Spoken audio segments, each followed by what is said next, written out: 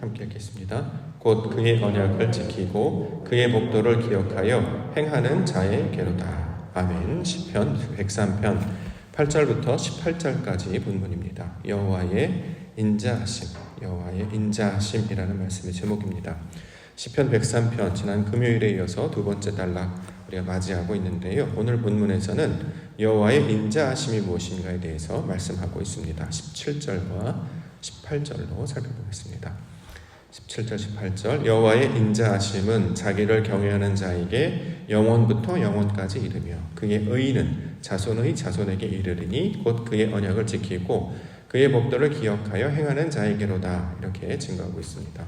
자, 인자하심이 무엇인가를 설명하고 있는 본문으로 우리가 이 내용들을 받을 수 있을 것입니다. 인자하심, 히브리어로는 헤세드라고 부릅니다. 헤세드 많이 들어보셨죠?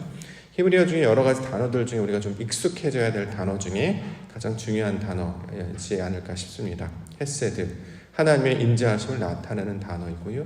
그 뜻은 어떤 때는 은혜라고 번역되기도 하고요. 어떨 때는 긍휼이라고 번역하고 있기도 합니다.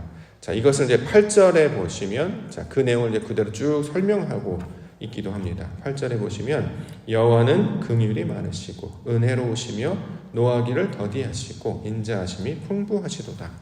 자, 긍휼, 은혜, 노하기를 더디함. 자, 이 모든 것들을 통해서 인자가 가지고 있는 성품, 인자가 가지고 속성이다. 자, 이런 말로 우리가 받을 수 있기 때문에 자, 인자하심의 내용이 어떤 것인지를 우리가 대략적으로 이해할 수 있습니다.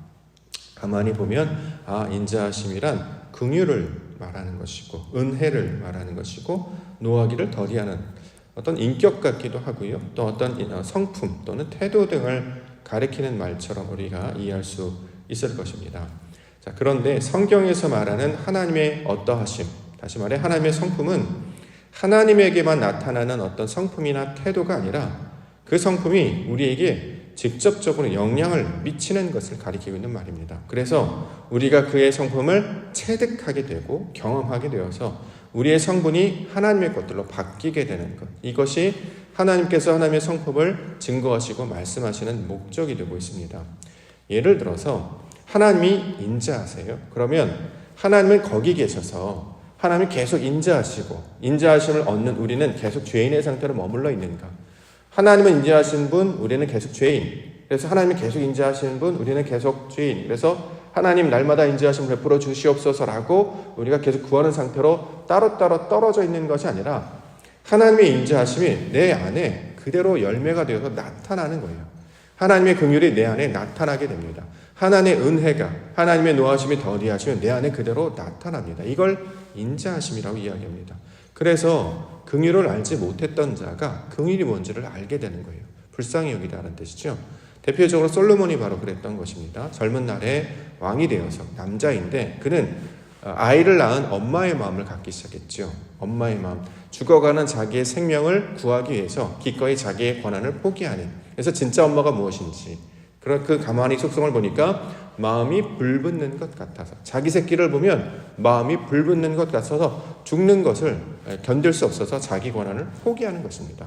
마치 하나님께서 자기 지위를 포기하셔서 아들로 이 땅 가운데 오셔서 우리를 구원하신 하나님의 성품을 담는 것, 그래서 그것이 우리 안에 그대로 일어나게 됩니다. 인자하심이라고 하는 것은 하나님 인자하시고 나는 계속 받는 자입니다, 이게 아니라 내가 그의 성품을 받게 되는 거예요. 그래서 이걸 인자라고 이야기합니다. 헤세드의 본질적인 의미는 어떻게 우리가 긍휼을 알지 못했던 사람인데 어떻게 긍휼을 알 수 있을까요? 은혜? 내 것밖에 몰랐어요. 나만 위해서 살거든요. 너그럽게 용서해주거나 봐주거나 관용이라는 걸 알지 못했습니다. 그런데 내가 사랑을 받다 보니까 내가 빚진 자였는데 그 빚진 달란트를 용서를 받으니까 그 넉넉한 마음이 내 안에 채워지게 되는 것이고 조금만 부족하면 뜻대로 되지 않으면 원망하고 불평하고 절제하지 못했던 자가 노하기를 더디하는 모습으로 바뀌게 된다는 거죠. 그래서 아버지의 어떠하심이 나의 어떠함으로 찾아오게 되는 것, 그래서 내게 직접적으로 영향을 미치게 되는 것. 놀랍게도 하나님의 것이 내 안에 그렇게 싹이 맺어서 열매가 맺게 되었습니다. 이 놀라운 상황을 가리켜서 하나님의 인자하심, 여호와의 인자하심이다, 이렇게 말씀하고 있는 것입니다. 우리가 시편 103편을 살펴보았는데 시편 103편에 제목이 붙어 있었습니다. 다윗의 시라는 제목이었죠. 원문을 살펴보니까 여기에는 시라는 단어는 빠져 있고 다윗이란, 다비드란 무슨 뜻인가를 설명하고 있는 본문이 시편 103편이었습니다. 다비드, 하나님의 구별되심이 우리 안에 그대로 채워져서 우리가 구별된 족속이 되는 거죠. 하늘의 문이 열렸는데 놀랍게도 내 안의 문도 열어서 그 하나님의 속성, 뜻이 하늘에서 이루어진 것이 내 안에 그대로 열매 맺는 것. 하나님의 형상이 있었는데 그 형상이 우리에게 내려와 채워짐으로 우리도 하나님의 형상이 되는 것, 영의 형상이 되는 것. 자, 이것을 다비드의 개념으로 설명을 하고 있었다라는 것입니다. 자, 그렇기 때문에 인자하심도 그런 개념으로 우리가 이해할 수 있어야 되겠죠. 하나님의 인자하심, 이건 당연한 진리이고요. 중요한 것은 그 인자하심이 놀랍게도 우리 안에 열매 맺어 나타나게 하신다. 이게 인자하심의 궁극적인 속성입니다. 이게 이제 세상 종교와 구별되는 것이죠. 세상 종교, 소위 말하는 이제 종교라고 부르는 율법 중에 머물러 있는 그것들은 계속 거기에 있잖아요. 다다를 수 없습니다. 만날 수가 없어요. 근데 하나님은 우리에게 찾아오셔서 서로 하나 되게 하시고 한 몸 되게 하셔서 그의 놀라운 성품과 성분들을 우리로 채워지게 하심으로 우리가 그런 속성으로 변화되게 하시는, 그래서 새로운 피조물이 되게 하시는 것이 이 구원의 내용입니다. 이 개념을 알게 되시면 그 다음 구절에 영원부터 영원까지 이른다라는 말이 무엇인지를 알 수 있습니다. 영원이라는 것은 아예 시간과 공간 이런 것들 다 초월하는 개념이지 않습니까? 그러면 영원이란 단어 하나로 다 설명이 돼요. 굳이 영원부터 영원까지라는 말이 필요 없잖아요. 영원은 다 모든 걸 초월하는 것이기 때문에 굳이 영원부터 영원까지라는 말을 할 필요가 없겠죠. 영원에서 영원토록 또는 영원히 이렇게 또는 영원으로 이렇게 쓰면 되는데, 특별히 본문에는 영원부터 영원까지 이른다 이런 말을 쓴다는 거죠. 이게 무슨 뜻입니까? 앞에 있는 것들은 하나님의 영원을 가리키는 말이고 뒤에 있는 것은 우리의 영혼을 가리키는 말이에요. 하나님이 영원이시기 때문에 그 영혼이 우리에게 미쳐진다라는 의미입니다. 그래서 영원부터 영원까지. 시간과 공간을 초월하시는 하나님께서 우리도 이 땅 가운데 영원으로 살게 하시는 거예요. 그래서 우리의 육신은 영혼의 시간 안에 갇혀 있잖아요. 물질이라는 거 갇혀 있거든요. 시간과 공간, 사람과 인물과 이렇게 갇혀 있습니다. 그래서 우리의 생각은 항상 갇혀 있는 것에 시간의 생각이나 이런 태도가 제한될 수밖에 없었어요. 그런데 하나님께서 영원이라는 개념을 가르쳐 주셔서 시간과 공간에 매이지 않게 하셨다는 거죠. 내가 있는 곳이 어디이든, 내가 있는 때가 어디이든 거기에 매이지 않아요. 보디발의 집에 갇혀있든 감옥에 갇혀있든 그게 중요한 게 아니에요. 하나님의 뜻으로, 하나님의 영혼으로 사는 사람이기 때문이죠. 그래서 여태까지 우리 가운데 어떤 사건이 일어납니다. 칼, 기근, 전염병의 역사가 나타납니다. 사람들은 두려워하겠죠. 불안해하겠죠. 그런데 우리는 공간에 그 보이는 것에 마음을 두지 않기 때문에 하나님의 역사를 바라보기 때문에 요동하지 않게 되는 것. 사람이 어떻게 내게 대해서 뭔가 어떤 일을 베풉니다. 그러면 어떨 때는 기분 나빠하기도 하고 원망하기도 하고 또 그를 대해서 미워하기도 하고 이런 감정들이 일어나요. 갇혀있기 때문이죠. 그런데 우리는 영혼을 받으면 사람이 어떠함을 이렇게 뭐라고 얘기하면 그 말이나 행동이나 태도에 연연하지 않아요. 더 깊은 뜻을 바라보는 거죠. 하나님께서 왜 저를 통해서 이렇게 하실까를 보게 되는 거예요. 그러니까 그를 받아들이게 되는 거죠. 처음에는 미운 소리 하면 싫죠. 나에게 불편한 얘기하면 불편합니다. 근데 아버지의 뜻으로 보면 이게 다른 의도가 있겠구나라고 이제 생각을 하기 때문에 그것조차도 받아들일 수 있게 됩니다. 그래야 예수 그리스도를 받아들여요. 이 훈련이 되어 있어야. 왜냐하면 예수님께서 우리에게 찾아오셔서 주신 모든 말씀이 우리의 생각체계를 벗어나는 일들이었거든요. 다른 차원의 이야기를 하셨던 분이에요. 우리가 차원이 다르면 만날 수가 없기 때문에 이해가 안 되잖아요. 하늘에 있는 차원을 가지고 이 땅 가운데 오신 분이 하나님의 차원을 이야기를 하시기 때문에 우리 차원을 이해를 할 수 없었다는 거죠. 근데 이걸 받아들이게 돼요. 그래서 우리가 영혼이라는 개념을 알게 되면 그 말이 이해가 되는 거죠. 우리의 수준이 하나님의 수준으로 높아지고 넓어지고 깊어지기 때문에 이게 하나님의 뜻을 말하는구나. 자, 이것을 알게 된다라는 것입니다. 그렇게 하나님의 것을 우리에게 부어주셔서 하나님의 것을 받아들이도록 우리를 새롭게 바꾸시는 것. 이걸 헤세드, 이게 이제 본질적인 의미입니다. 그래서 이것을 긍휼, 은혜 여러 가지 것들로 이야기하고 있습니다. 오늘 우리가 하나님의 것을 구하는 것은 그의 것들로 우리가 채워져야 보이는 것들이 많기 때문입니다. 우리는 계속 우리 상태에 머물러 있으면 우리 것밖에 생각하지 못했기 때문에 자신의 경험, 출신, 내가 지내왔던 어떤 지식밖에는 상상할 수밖에 없기 때문에 다른 차원의 문제는 이걸 이해할 수 없는데 하나님의 차원으로 우리가 확장되게 되면 이래서 날 부르셨구나. 하나님께서 날 이래서 보내셨구나. 이래서 기도하게 하셨고, 이래서 하나님께서 우리를 그것 가운데 보내셨구나. 자, 이것들을 깨달아 알게 되는 것이죠. 자, 하나님의 헤세드, 그 인자하심을 맛보시는 우리 기도의 시간 되기를 소망합니다. 한 가지 내용을 구체적으로 설명하면은 13절, 14절, 아버지가 자식을 긍휼히 여김 같다라는 말 하고 있는데, 이것만 보겠습니다. 13절 14절 아버지가 자식을 긍휼히 여김같이 여호와께서는 자기를 경외하는 자를 긍휼히 여기시나니 이는 그가 우리의 체질을 아시며 우리가 단지 먼지뿐임을 기억하심이로다. 성경은 아버지와 아들의 관계를 여러 가지 것들을 설명하고 있습니다. 자, 아들에게 있어서 아버지의 존재는 어떤 존재냐면 아들에게 모든 것을 내어주시는 분이 아버지예요. 이게 성경에서 말하는 아버지의 관계입니다. 그래서 유산에 관한 이야기, 소유물, 그 다음에 상속자 이런 개념, 그 다음에 장자권 이런 이야기가 계속 나오는 이유가 아버지는 아들에게 뭘 하냐면 자신의 모든 것들 다 물려주는 역할을 하는 분이 아버지의 원래 개념입니다. 그래서 누가복음 15장에 보면 아들들에 대한 비유를 하고 있죠. 둘째 아들이 재산 주세요. 나갔다냐 다시 집으로 돌아오는 이야기. 집에 있던 첫째 아들은 왜 내게는 저런 것들 주지 않습니까? 왜 나에게는 이런 잔치를 벌여주지 않습니까? 이때 아버지는 뭐라고 하십니까? 여기 있는 게 다 네 거잖니 이렇게 얘기하잖아요. 아버지는 다 아들에게 다 모든 걸 내어주시는 분으로 설명을 하고 있습니다. 자, 아버지는 자식에게 모든 걸 다 내어줍니다. 자, 뭘 내어줄까요? 물질이 아니죠. 여기서 말하는 재산, 뭐 땅이 얼마냐, 가축이 얼마냐 이런 개념을 말하는 게 아니고 여기서 내어준다, 전부를 내어준다는 그 전부는 바로 하나님을 가리키고 있는 겁니다. 아버지가 그렇게 보이는 것은 이제 물질로 보이지요. 그런데 물질을 이렇게 내어줄 수 있는 이유가 뭡니까? 하나님을 알기 때문에 그렇다는 거잖아요. 여기에 연연하지 않을 것이라는 것. 이건 결국 다 사라질 것이라는 걸 알고 있어요.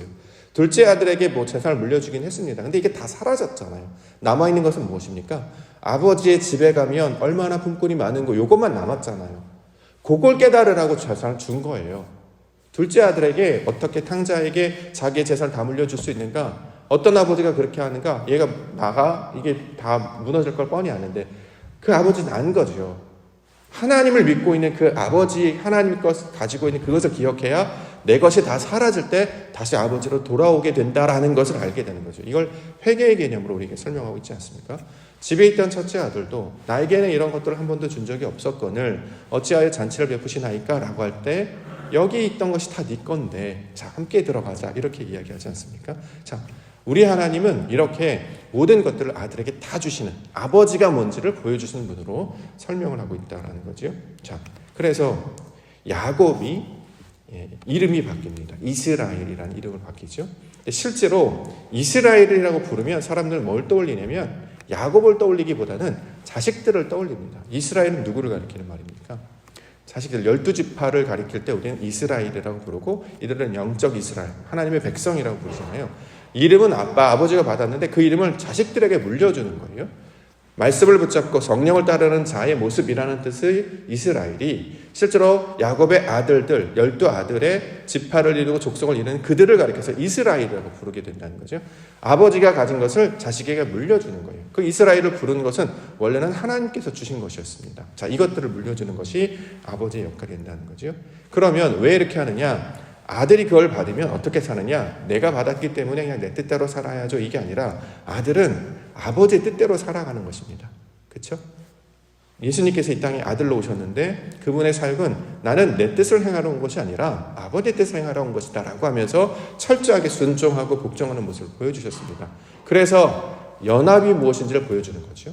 하나님께서 우리와 함께 하셔서 누군가와 함께 하셔서 모든 것들 다 의지하여 내어 맡길 때 나는 내 것을 저에게 다 내어 맡기고 저는 그것을 그대로 하지 않고 아버지의 뜻대로 행하는 것. 그래서 연합이 무엇인지 함께함이 무엇인지 하나가 된다는 것이 무엇인지를 가르쳐주고 있습니다. 그래야 나중에 예수님께서 우리 가운데 찾아오실 때에 그가 멍에를 메신 분이 될 텐데 다 맡겨야 되지 않겠습니까?